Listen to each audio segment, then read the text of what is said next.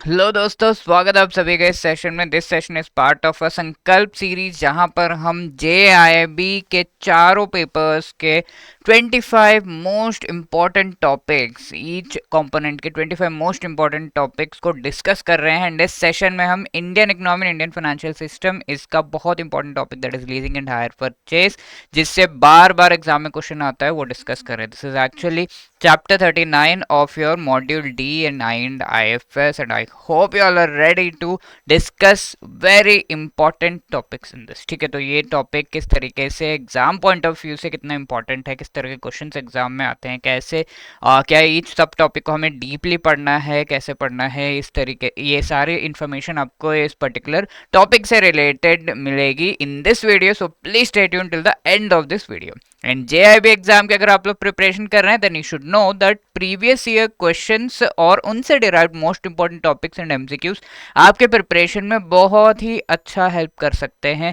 ये समझने में हेल्प कर सकते हैं कि आगे का जो पेपर आने वाला है वो किस तरीके से, कौन से टॉपिक से किस तरह क्वेश्चन आएगा। तो देर ना कीजिए, इसका बढ़िया एक पीडीएफ डॉक्यूमेंट हमने बनाया है जो कि आप डाउनलोड कर सकते हैं by clicking the link given in the description of this video. ठीक है, तो आज का हमारा टॉपिक है लीजिंग एंड हायर परचेज, जो कि as I told you module D of I and IFS, इसका चैप्टर 39 है। अब इसमें क्या क्या टॉपिक्स पढ़ेंगे हम? डेफिनेशन ऑफ लीजिंग, एवोल्यूशन कैसे हुआ, टाइप्स ऑफ लीजिंग क्या है, एडवांटेजेस डिसएडवांटेजेस क्या है इसके, impact of leasing on debt equity ratio, legal aspects क्या है इससे related, hire purchase and leasing and hire purchase को कंपेयर करेंगे। तो लेट अस क्विकली बिगिन। तो एक स्टोरी से शुरुआत करते हैं। यहाँ पर लेट रतन टाटा जी हैं, इन्हें जब उनके टाइम पे उन्होंने एयर इंडिया एक्वायर किया था, तो उन्हें लग रहा था कि we should acquire more aeroplanes. ठीक है, एरोप्लेन्स की कमी है इसमें, तो ये भी एक इश्यू है because of which air India might not be working properly. तो इस वजह से इसको और भी ज़्यादा एनहांस करना है, हमें प्रॉफिट्स लेकर आने हैं, तो we have to work hard. तो उसके लिए हमें और एरोप्लेन्स की ज़रूरत है। तो जनरली एरोप्लेन्स खरीदने के लिए क्या किया जा सकता है? एक तो है कि इन्हें फर्स्ट थिंग्स फर्स्ट कि इन्हें पता है कि हाँ एरोप्लेन्स चाहिए। अब इनके पास कई सारे ऑप्शंस हो सकते हैं। लेट अस सी क्या क्या ऑप्शंस हो सकते हैं। एक तो है कि इन्होंने शेयर्स दिए मार्केट में, अपने कंपेयर इंडिया के शेयर्स को लॉन्च किया, एंड इन शेयर्स पर जो भी मनी आ रहा है, कैपिटल आ रहा है, उसको यूटिलाइज करके he will be buying the aeroplanes and profit जो है डिविडेंड्स के फॉर्म में शेयर्स में पास ऑन कर देते हैं। दूसरा है सीधा सीधा लोन ले लो और फिर इस एरोप्लेन को खरीदो। क्यों सर, रतन टाटा जी के पास एरोप्लेन खरीदने के पैसे नहीं है क्या? एक्चुअली जो भी बिजनेस होता है मोस्टली वो लोन लेके या फिर पैसे मार्केट से उठा के उसे मल्टीप्लाई करने का काम होता है। बिजनेस जो ऑलरेडी मनी है, बड़े इंडस्ट्रियलिस्ट में नॉट बी यूजिंग दैट। ठीक है, तो ये जो है बोरोइंग करके, तो ये दोनों traditional methods of acquiring capital assets, यानी कि ट्रेडिशनल मेथड है इस तरह के एरोप्लेन बड़े जो एसेट्स उन्हें एक्वायर करने के लिए, यानी कि पहले से ये मेथड्स चले आ रहे हैं। अब नए मेथड्स क्या हो सकते हैं? ऑल्दो जब मैं इनको एक्सप्लेन करूंगा आपको लगेगा कि ये तो हमें भी पता है, बट हाँ ये थोड़ा सा डिफरेंट है from what we are already using, तो इसीलिए से न्यू मेथड्स या नॉन ट्रेडिशनल मेथड कहा गया है। The first one is leasing. Aeroplane खरीदना ही क्यों है? Why to buy it, just take it on rent. जिसके पास एरोप्लेन है रेंट पे ले लो। आप लेट से कहीं घूमने जा रहे हैं, ये मोस्टली बड़े जो शहर होते हैं या फिर माउंटेन रीजन्स होते हैं वहाँ पर होता है। तो you must have seen this कि आप वहाँ उस पर्टिकुलर सिटी में, लेट्स से आप हरिद्वार गए, तो हरिद्वार में घूमने के लिए you can take a bike या फिर कार को आप ऑन रेंट ले सकते हैं, लेकर फिर घूमकर वापस कर दिया। ठीक है, तो ऑब्वियसली आपके पेपर्स एंड ऑल वहाँ पे लगेंगे, but you are taking it on rent for one day या फिर हाफ अ डे या फिर 2 डेज, इस तरीके से। तो नंबर ऑफ डेज के हिसाब से आपको पेमेंट करनी है। तो आप वो 10 हरिद्वार घूमने के लिए पूरी बाइक खरीद तो नहीं रहे ना, you will just take it on lease, rent पे लेंगे and you will use it and then you will give it back. ठीक है, तो वो हमारा लीजिंग का प्रोसेस है, simple. Again I am telling you, जब भी हम मॉड्यूल डी पढ़ रहे हैं, स्टार्टिंग के 2-3 स्लाइड्स अगर आपने समझ लिए, पूरा का पूरा चैप्टर आपके लिए काफी इजी हो जाता है। तो यहाँ पर लीजिंग का concept I hope very clear है, एग्जाम्पल से और भी क्लियर हो गया होगा। Next is hire purchase. ठीक है, हायर परचेज होता है जहां पर आप कोई चीज इंस्टॉलमेंट पे खरीदते हैं, इस पर्टिकुलर प्रोसेस को हम हायर परचेज कहते हैं।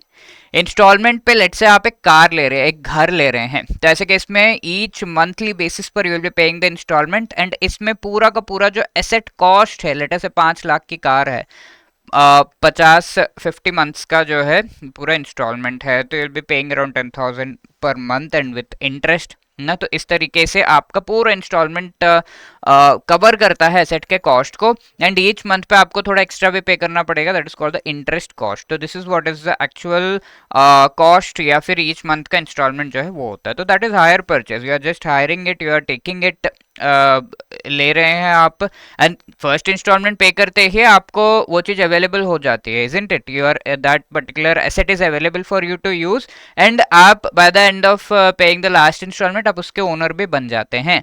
तो जनरली तो कार खरीदा, घर खरीदा, तो बाय द व्हेन यू पे द लास्ट इंस्टॉलमेंट आप ऑटोमेटिकली ओनर बन जाते हैं।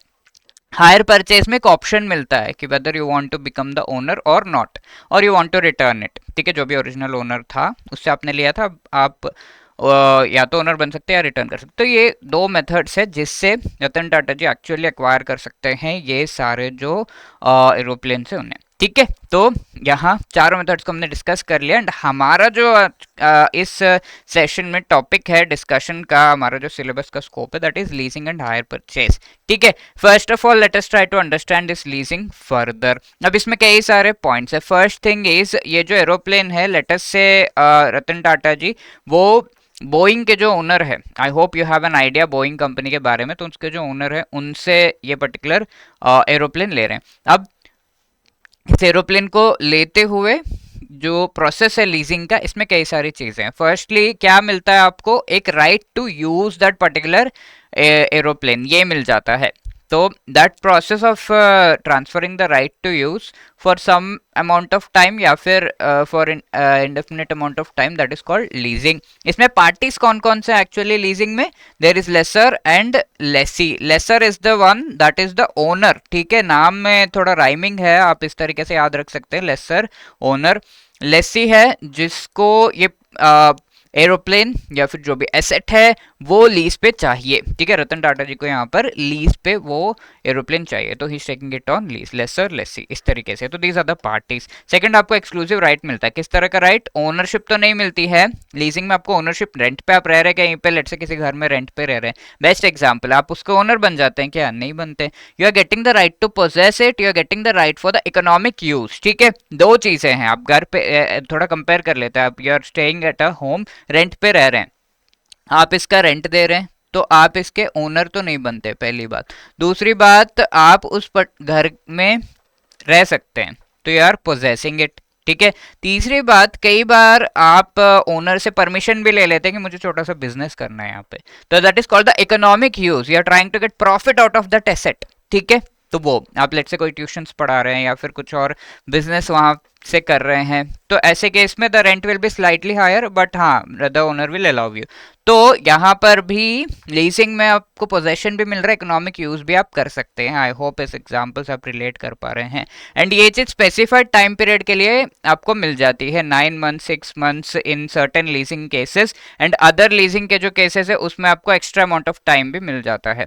Apart from that you are also get have to pay the lease rent. किसको पे करना है? लेसी को लीज रेंट पे करना है। आप घर में रह रहे हैं तो आप ओनर को लीज रेंट पे करेंगे, ठीक है? ये सारी चीजों में एक और एस्पेक्ट मैं डिस्कस करना चाहता हूँ, दैट इज अगर घर में कुछ भी रिपेयर है, यहाँ पर ये दीवार में कुछ होल है या फिर ऊपर छत जो है लीक हो रही है, कुछ ऐसा हो रहा है, आपने उसकी रिपेयर वगैरह करवाए।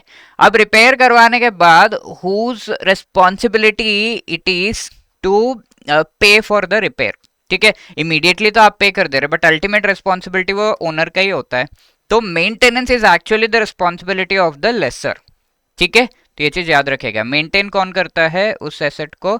इन most of the leasing cases that is lessor. अब हम टाइप्स ऑफ लीज जब देखेंगे तब और भी एस्पेक्ट्स इसमें डिस्कस करेंगे, एंड द बेसिक जो फ्रेमवर्क हमारा होगा वो ये ही रहेगा। क्लियर है ना? बेसिक फ्रेमवर्क लीजिंग का हमने मोटा मोटा समझ लिया, एंड उसके डेप्थ में घुस के जो 4 पॉइंट्स है वो भी हमने समझ लिए। I hope it is clear. Now moving to which kinds of assets can be, actually मैंने आपको यहाँ पर एरोप्लेन का बताया, बट और कौन से एसेट को हम ऐसे लीजिंग पे ले सकते हैं? लीज पे लैंड हो सकता है, बिल्डिंग्स हो सकते हैं, जैसे घर आप कहीं पे लैंड है उसको लीज पे ले लिया, फिर उस पर अपना काम कर रहा है, ऐसा भी होता है ना? 10 साल 20 साल, कई सारे वी कैन से टेम्पल्स या फिर चैरिटेबल ट्रस्ट एंड ऑल, इस तरीके से लीज पे लेकर अपना कंस्ट्रक्शन वहाँ पर करके दे डू द बिजनेस, ठीक है, गवर्नमेंट से लीज पे लेते हैं। तो बिल्डिंग्स हो गए वो भी लीज पे लिया जाता है, इक्विपमेंट मशीनरी ये सब लीज पे लिया जा सकता है। तो एग्जाम में अगर पूछा जाए which of the following assets can B leased, तो ये चार, और इसके अलावा भी थोड़ा आप तिकड़म बिड़ा के सोच सकते हैं। Even vehicles can be taken on lease, even home, घर जो है उन्हें लिया जा सकता है। अब इवोल्यूशन कैसे हुआ, फर्स्ट सबसे पहले 1973 में इंडिया में first leasing company of India नाम की कंपनी आई। तो आपको ज़्यादा मगजमारी करने की ज़रूरत नहीं है इस पर्टिकुलर नेम को याद रखने के लिए, because the first leasing company's name is itself first leasing company limited, ठीक है, तो ये आप याद रख सकते हैं। उसके बाद 20th सेंचुरी फाइनेंस कॉर्पोरेशन और कुछ और जो है हायर परचेस में भी आए, इसे लेटर ऑन पब्लिक सेक्टर बना दिया गया बिकॉज ये गवर्नमेंट के अंडर था। अब 1982 में फाइनेंशियल इंस्टीट्यूशंस एंड बैंक्स यहाँ पर एंटर करने लगे। The first one was ICICI. Various joint ventures open किए गए by this international finance corporation IFC. 4 leasing joint ventures open किए गए। IFC is actually the international body जो कि वर्ल्ड बैंक का एक पार्ट है, as we have already learned. 1990s में कमिटी को बैठाया गया which is called the GS Dahotre committee. अब इस कमिटी का के बेसिस पर इंडिया में और भी डेवलपमेंट किया गया in this leasing and later on hire purchase. 94 में banks were allowed to offer leasing facilities. अब पोस्ट लिबरलाइजेशन यानी कि 1991-92 के बाद का जो समय है, तब एक बड़ी company, international company G capital, इसने एंट्री मारी एंड ग्रोथ इस पर्टिकुलर सेक्टर में काफ़ी हाई स्पीड से देखा गया। अब टाइप्स ऑफ लीजिंग देख लेते हैं। Based there are different basis and based upon the period of lease, कि कितना टाइम पीरियड के लिए ये लीज किया जा रहा है, उसके बेसिस पर हम ये टाइप्स ऑफ लीज देख रहे हैं। अब as I told you the basic framework is same.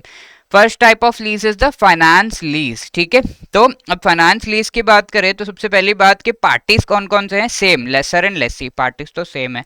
अब एक्सक्लूसिव राइट इनको मिल रहा है, किस चीज का राइट मिल रहा है, ओनरशिप यहां भी नहीं मिल रही है। देर आर चांसेस कि आप सारे जो इंस्टॉलमेंट्स, ये finance lease let me tell you is like a instalment based buying of some particular asset, ठीक है। तो एट द एंड ये एकदम हायर परचेज जैसा है, एंड में सारे इंस्टॉलमेंट्स पे करने के बाद, instalment in the form of lease rent आप पे करते हैं, तो वो सारा लीज रेंट पे करने के बाद एट द एंड आपको उस एसेट का ओनरशिप लेने का ऑप्शन मिल जाता है, ठीक है। कंपल्सरीली ओनर नहीं बनते हैं, उस एसेट का ओनरशिप लेने का ऑप्शन जरूर मिल जाता है। इसके अलावा पोजेशन, इकोनॉमिक यूज भी आप कर सकते हैं एंड फाइनेंस लीज को बीच में कैंसिल नहीं कर सकते इन एनी केस, ठीक है। अब यहाँ पे देखिए फाइनेंस लीज का मेन मीनिंग क्या है। आप कोई भी लेटेस्ट से एक एग्जांपल आपको देता हूँ, कोई फोन है, मैक्स टू मैक्स कितना चलेगा। अब फोन के बारे में एक चीज बताता हूँ आपको। लेट से आप इस फोन को रेंट पे 3 से 4 साल के लिए ले रहे हैं, ओके, थोड़ा सोचिएगा, 3 to 4 years के लिए आप फोन को रेंट पे ले रहे हैं, तो what are you essentially doing. Phone तो भाई 3 से 4 साल ही रहता है, उसके बाद तो उसकी मौत आने लगती है। तो 3 से 4 साल के लिए जब आप उस चीज को रेंट पे ले रहे हैं, आप पूरा उसका जो इकोनॉमिक लाइफ है, पूरे इकोनॉमिक लाइफ के लिए आप उसे रेंट पे ले रहे हैं, ठीक है। तो ये काफी स्मार्ट मूव है। फॉर एग्जांपल कोई घर है, पता है कि 10-15 साल से ज्यादा टिकेगा नहीं, तो 10-15 साल के लिए उसे रेंट पे ले लिया एंड वापस कर दिया। तो that is a very smart move. पूरा इकोनॉमिक लाइफ की कितना टाइम पीरियड के लिए वो अच्छे से पर्टिकुलर ऑब्जेक्ट एसेट जो है चल सकता है, आप उस उतना टाइम पीरियड के लिए उसे लीज पे ले लेते हैं, दैट इज फाइनेंस लीज। तो एंटायर फुल और close to full economic life यहाँ पर लीज पे इसे लिया जाता है, दैट इज फाइनेंस लीज, ठीक है। तो मोस्ट केसेस में पूरा उसका जो लाइफ है, लेट से ये एरोप्लेन 10 ईयर्स अच्छे से चलेगा, तो 10 ईयर्स के लिए इसे लीज पे ले लिया जाता है, ठीक है। एंड 10 ईयर्स के अंदर अंदर जो भी आप लीज रेंट पे कर रहे हैं, the lessee is paying the lease rent, तो वो lease rent will include both the things. Let say ये एरोप्लेन 10,000 रुपीज का है, तो ऐसे केस में 10 महीनों के लिए लेट से ये लीज पे लिया जा रहा है, तो पहले महीने में इसका रेंट कितना होगा, 1,000 रुपए, प्लस लेट से 10% इसका 100 रुपीज और आपको इंटरेस्ट पेमेंट करना है। सेकेंड मंथ में इसका क्या लीज रेंट होगा, 1,000 plus 100 rupees extra you have to पे।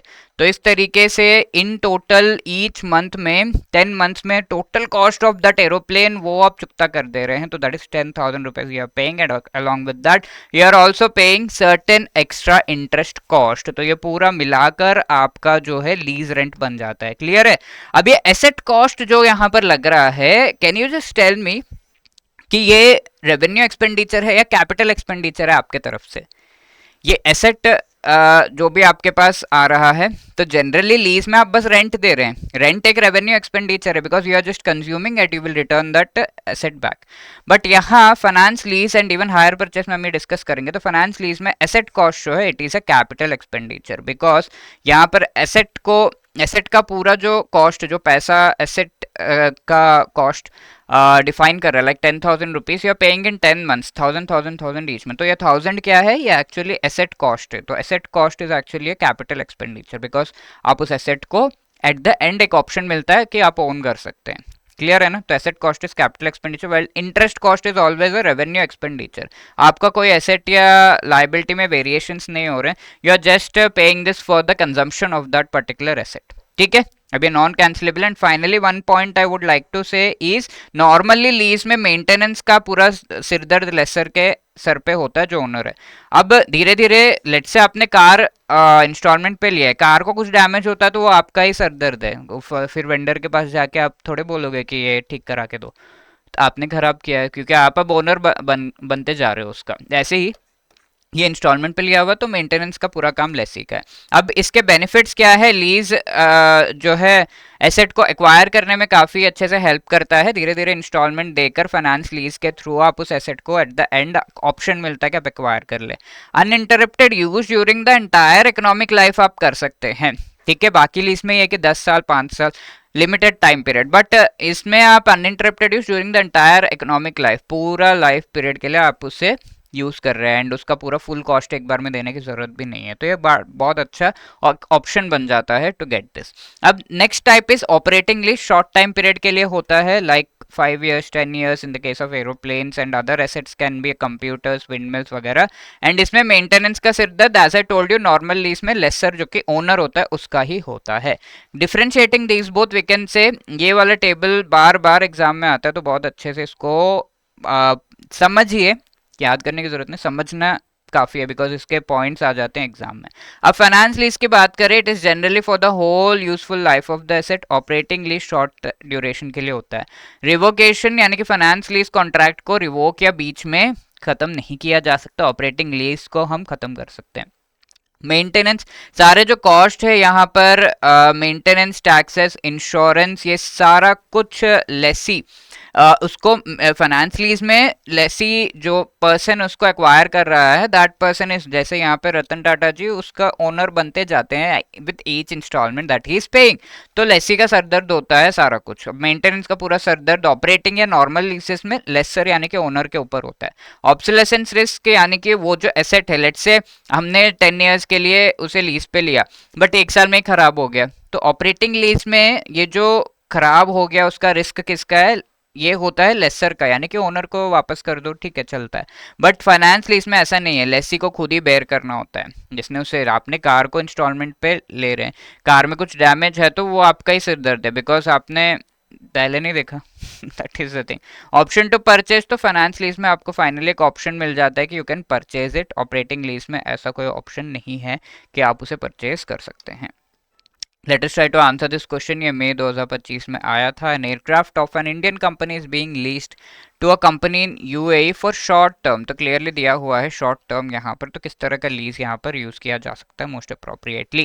Capital lease, actually finance lease को कैपिटल लीज भी कहा जाता है, this is the same thing. ठीक है, ऑपरेटिंग लीज, अब यस शॉर्ट टाइम पीरियड के लिए तो operating lease, any of the above नहीं हो सकता, ये हम यूज नहीं कर सकते, तो that is why the certain answer here is B.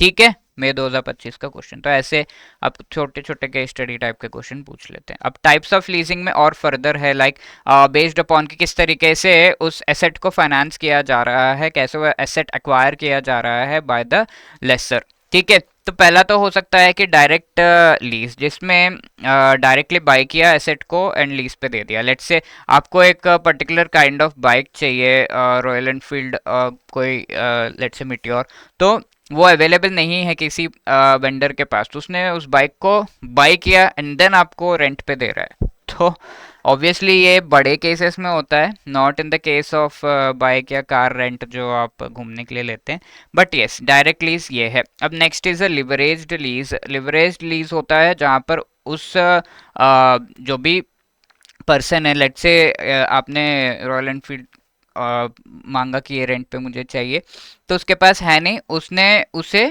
Loan लेकर बाइक खरीदा, फिर आपको रेंट पे दे दिया, ठीक है। तो दैट इज लिवरेज लीज, जहां पर लेंडर से जो लोन लिया गया, लेट्स से 10% इंटरेस्ट है, तो आपसे जो रेंट वो ले रहा है वो 20% होगा।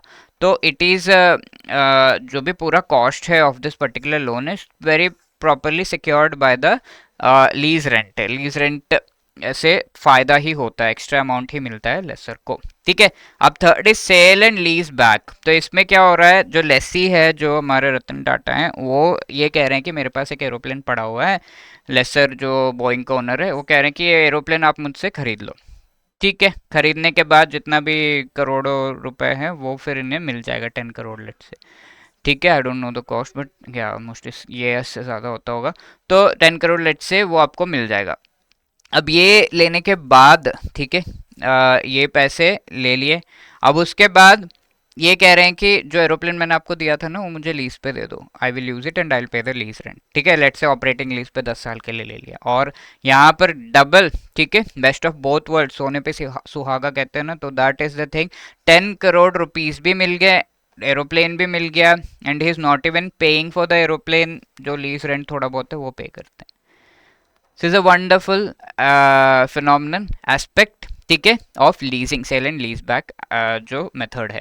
नेक्स्ट इज बेस्ड अपॉन कि क्या मेच्योरिटी टाइम पीरियड है, किस टाइप का लीज है। We have other types like close and open ended, जहां पर क्लोज एंडेड है कि आप एसेट को एक्वायर कर सकते हैं एक कैपिटल एक्सपेंडिचर सा, it is like a finance lease only, and compulsorily close ended में एसेट आपका आपके नाम पे हो जाता है at the end of the period, ठीक है। Asset gets transfer to the lessor, ठीक है। अब यहाँ पर देखिए ओपन एंडेड में option of purchasing to lessee, यानी कि क्लोज एंडेड में ये है कि लेसी ने उसे लिया on lease and eight the and उसे पक्का पक्का वापस करना है। ओपन एंडेड इज परचेज का ऑप्शन आपके पास रहता है, ठीक है। आप फाइनली उस पर्टिकुलर एसेट को परचेज कर सकते हैं आपने जो भी लीज रेंट दिया है उससे। Second type is upfront and back and lease. तो अपफ्रंट में इनिशियल जो लीज रेंट है, लेट्स से 1000 रुपये इनिशियली पे कर रहे हैं, अब धीरे धीरे वो कम होके 800 फिर 500 ऐसे करके लीज रेंट जो है कम होता जा रहा है, that's called upfront. Initial lease rent is high and then later on कम हो जाता है। बैक एंड लीज है कि थोड़ा रिझाने के लिए initial lease rent 200 300 and then at the end by the end इसे 1000 रुपीज कर दिया जाएगा, तो आगे जाके बढ़ाया जाएगा, तो ऐसा बैक एंड लीजिंग होता है। अब परसेंटेज लीज होता है। अब यहाँ पे रतन टाटा जी ने क्या किया, उन्होंने ये एरोप्लेन लीज पे लिया, अब उसके बाद वो एरोप्लेन का इकोनॉमिक यूज कर रहे हैं, उससे उन्हें प्रॉफिट भी हो रहा है। तो यहाँ परसेंटेज लीज में होता है कि चलो आप लीज रेंट 1000 रुपये तो दे रहे हो, पर you have to give some part of the profit also, like 5% of the profit आपको देना है, तो that is called percentage lease, extra cost. Cross border lease दो डिफरेंट कंट्रीज के बीच, लाइक यहाँ पे रतन टाटा जी और बोइंग के ओनर जो है उनके बीच हुआ, that is called cross border lease. Now coming to the advantages and disadvantages, यहाँ पे सबसे पहले रेगुलर इनकम जो लेसर है उसे लीज रेंट के थ्रू मिल रहा है, एंड ये हाई प्रॉफिटेबिलिटी है। जो भी लीज रेंट है उसका कॉस्ट लाइक 20%, एंड यहाँ डेट का जो इंटरेस्ट जो लोन लिया हुआ उसका इंटरेस्ट से काफ़ी हाई रहता है, तो ये लेसर को प्रॉफिट ही देता है। यहाँ पे ग्रोथ एंड एक्सपेंशन का बहुत ज़्यादा चांसेस है for the Lesi. Also tax benefits काफ़ी हाई प्रोवाइड करता है, लाइक द लेसर जो है यहाँ पे डेप्रिसिएशन क्लेम कर सकता है, वो भी एसेट जो जिसे लेट से एरोप्लेन को इन्होंने इनको दे दिया, बट फिर भी उस पे जो भी मेंटेनेंस कॉस्ट वगैरह है उससे अपने टैक्स के रिटर्न्स में एज अ डेप्रिसिएशन वो क्लेम कर सकते हैं वापस। ये जो भी टैक्सेबल इनकम है उसमें से लीज के जो रेंट है उसे वो वापस क्लेम कर सकते हैं, उस पर ज़्यादा टैक्स नहीं लगता, तो दैट इज़ द लेसी। अब इकोनॉमिकल है because he does not, lessee जो है उन्हें ये खरीदने की ज़रूरत नहीं पड़ रही है एरोप्लेन, राइट, तो ये इकोनॉमिकल भी है। अब एक बहुत ही बढ़िया कॉन्सेप्ट, अब इन सारे चीज़ों से हमारा क्या मतलब है एंड किस तरीके से ये इम्पैक्ट करता है डेट इक्विटी रेशियो को, एंड डेट इक्विटी रेशियो होता क्या है एंड इससे इन्वेस्टमेंट वगैरह में क्या असर होता है। तो let us first understand what is it debt equity ratio, because leasing का मतलब तो हमें समझ में आ ही गया है, टाइप्स हमने देख ही लिए। Date equity ratio, the name itself says, taking an example, यहाँ पर आपके साथ सामने एक बैलेंस शीट सा है, तो डेट जो एक कंपनी ने लिए हुए हैं वो 100 रुपीज़ है, इक्विटी 100 रुपीज़ है, तो अब डेट और इक्विटी को मिलाकर 200 रुपये का यहाँ पर लोन लिया हुआ है। अब डेट का मतलब क्या है, कोई लोन लिया हुआ है या फिर कोई बॉन्ड्स इशू किए हैं तो वो डेट में आ जाता है। अब इक्विटी का मतलब क्या है, किसी को शेयर्स इशू किए वगैरह, उससे 100 रुपए आए हैं इनके पास, तो ये चीज ऐड करके 200 रुपीज कैपिटल इस कंपनी के पास आता है। There are fixed asset, current asset which may not be of much use for our discussion right now.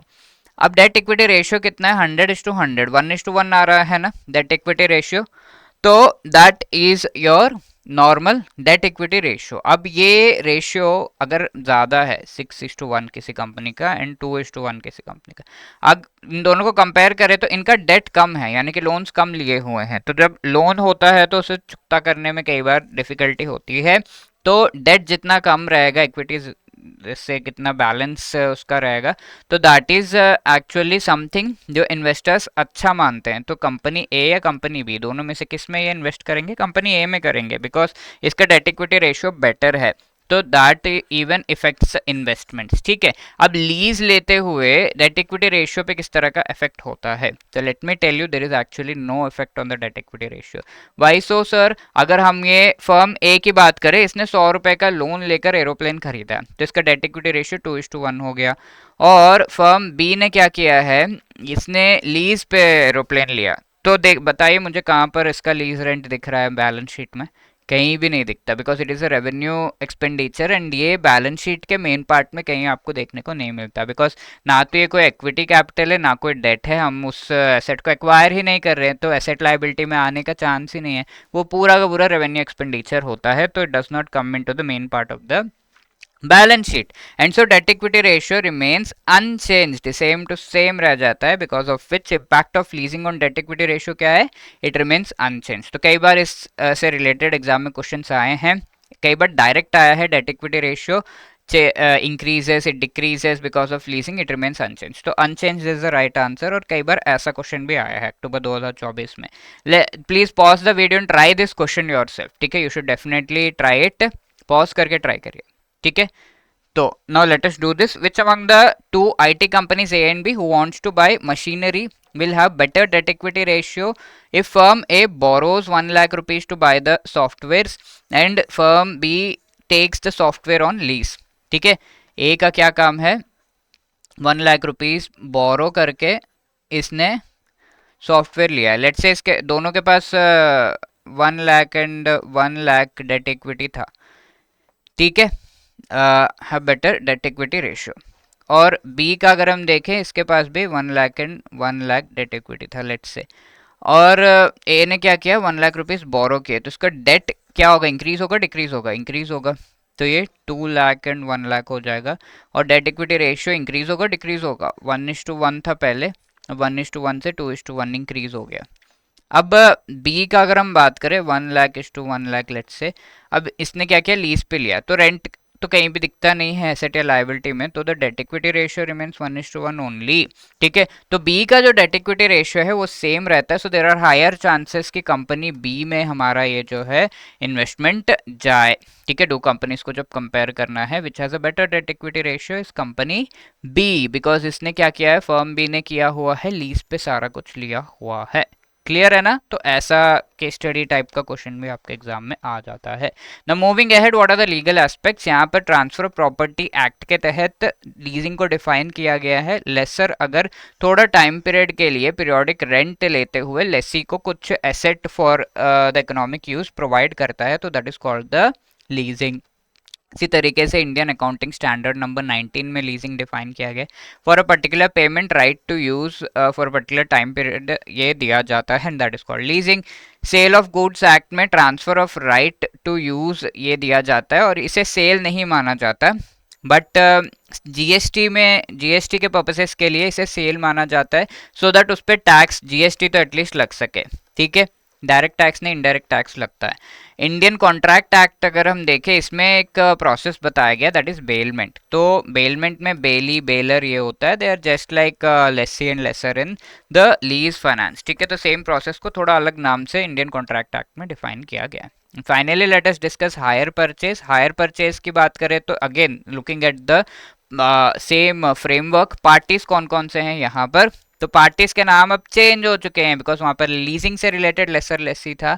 अब यहाँ पर जो पार्टीज के नेम है, पहला तो ये याद करिए हायर वेंडर, ठीक है, इसे वेंडर क्यों कहा जा रहा है? हायर परचेज होता क्या है, आप कोई चीज लीज पे लेते हैं तो उसे रेंट पे लेते हैं, बट हायर परचेज में आप इंस्टॉलमेंट्स पे करते हैं। Do you remember?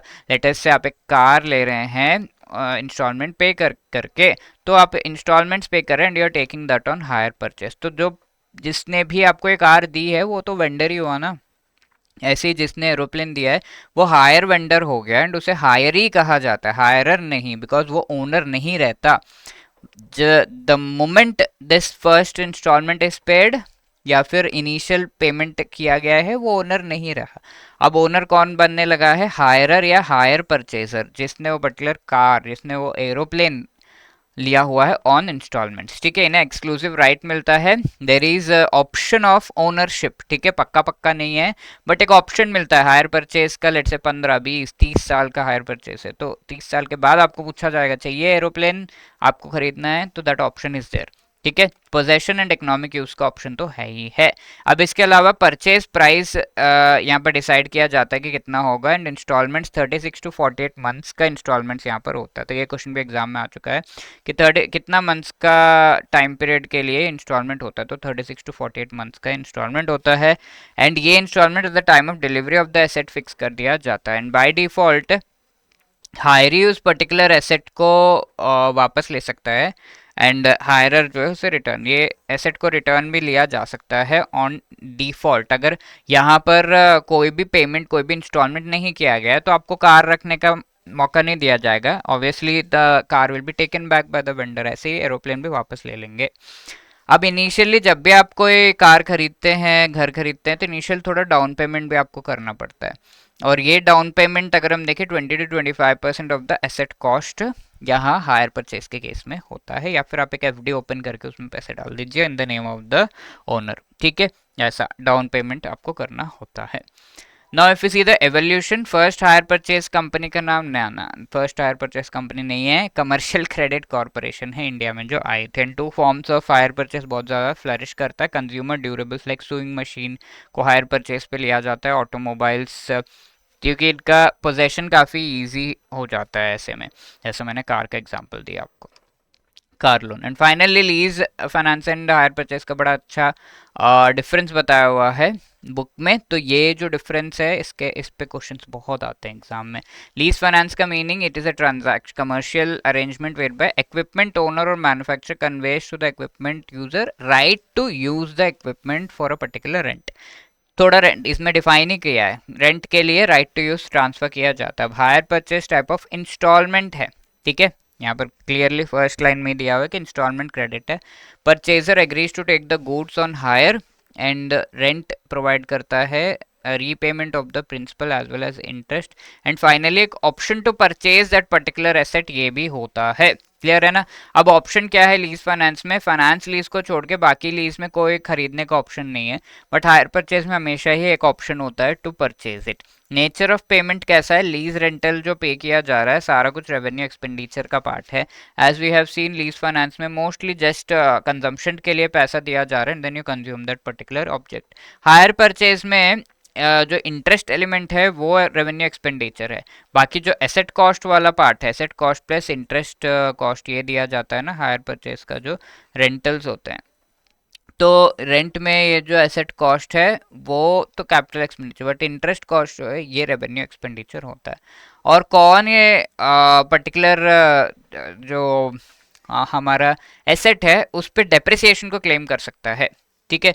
तो जो भी लेसर है, जो भी ओनर उसका है, वो डेप्रिसिएशन क्लेम कर सकता है बिकॉज वो मेंटेनेंस लाइक जो बोइंग का ओनर है वो उसने ये एरोप्लेन दिया ऑन लीज और रतन टाटा जी ने, तो मतलब रेंट पे लिया हुआ, तो रेंट पे लिया हुआ तो जो ओनर है वही इसका मेंटेनेंस बेयर करेगा और वही डेप्रिसिएशन क्लेम करेगा। तो lessor will claim the depreciation in lease finance and hire purchaser claim कर सकता है depreciation in the case of hire purchase. Hire purchaser उसका ओनर बनने लगता है, कार लोन पे आपने लिया है तो उसका ओनर बनने लगता है, तो दैट इज लीज परचेज। जैसे यहाँ पर टैक्स बेनिफिट है या नहीं, लीज एग्रीमेंट में lessor can claim depreciation and lessee can claim maintenance, ठीक है। जो लेसर जो ओनर है वो मेंटेनेंस या डेप्रिसिएशन को क्लेम करने लगता है। एंड जो लीज रेंट है उसे लेसी कैन क्लेम, ठीक है, जिसने उसे ऑन लीज फाइनेंस लिया हुआ है। एंड हायर परचेज में hire purchaser depreciation, interest payment, ये सब कुछ क्लेम कर सकता है। वेयर द सेलर जो वेंडर है वो interest on the borrowed fund, उस पर्टिकुलर कार को खरीद बोरो जो लोन लेकर यहाँ पर लाया है, तो वो लोन का जो इंटरेस्ट अमाउंट है उसको क्लेम कर सकता है इन द इनकम टैक्स, ठीक है। तो ये सारी चीजें एंड टैक्स बेनिफिट सब कुछ हमने देख लिया। Now this is homework question, operating lease से रिलेटेड यहाँ पे दिया हुआ है, तो please try to answer this question, ठीक है। और यहाँ पिछले सेशन में क्वेश्चन पूछा गया था, as per guidelines of SEBI venture capital funds related they can raise money from any investor in India by way of issue of units provided minimum amount कितना है, ठीक है। तो ईच जो पार्टी है उसका 5 लाख रुपीज एटलीस्ट होना चाहिए, तो C is the right answer. Now apart from this, let me tell you, EduTap has come up with wonderful courses. तो यहाँ तक हमारा डिस्कशन था इस टॉपिक पे। एंड अब अगर आप जेआईबी एग्जाम की प्रिपरेशन कर रहे हैं तो बहुत ही बढ़िया कोर्सेज आपके लिए EduTap लेकर आ गया as an option to prepare in a very proper manner. तो we have a master course जिसमें सारा का सारा जो सिलेबस है ऑफ ऑल द 4 कॉम्पोनेंट से कॉम्प्रिहेंसिव वे में अच्छे से ईच एंड एवरी टॉपिक को पढ़ाया गया है।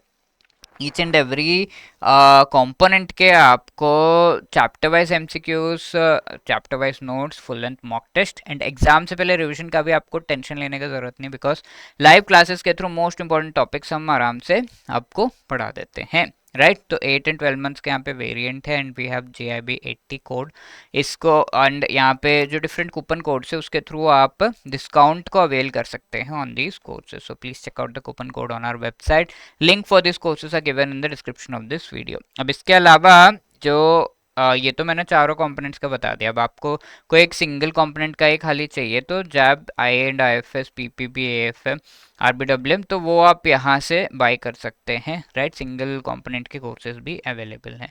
इसके अलावा अगर आपके कोई भी डाउट है you can call us on this number और drop a mail at hello@edutap.co.in। Wishing you all the best, thank you so much.